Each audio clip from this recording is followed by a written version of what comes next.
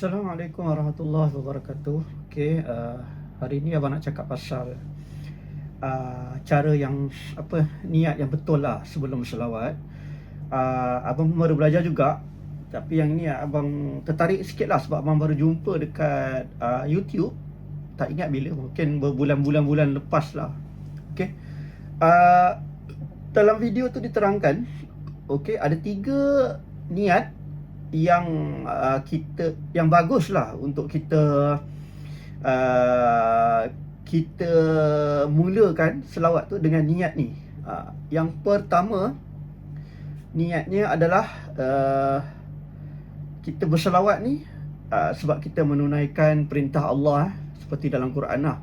Setiap hari Jumaat kita dengar, sesungguhnya Allah dan malaikatnya berselawat ke atas Nabi.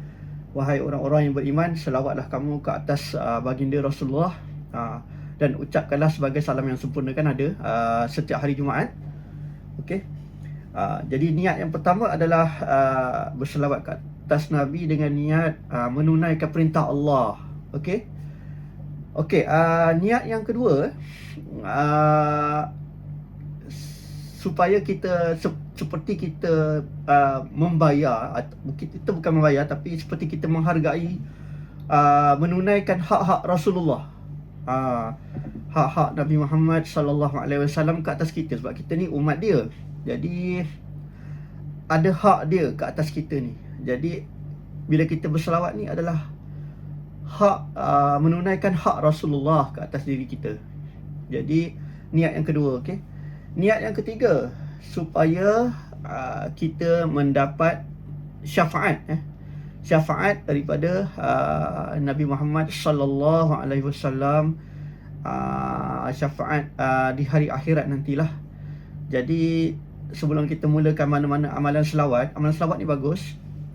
Mana-mana amalan selawat, jadi niat, 3 niat ni lebih baik kita tanamkan lah sebelum kita mulakan apa-apa, sebab niat ni penting. Apa-apa benda yang kita lakukan atas dunia ni bergantung pada niat. Kalau niat tak baiklah natijah dia.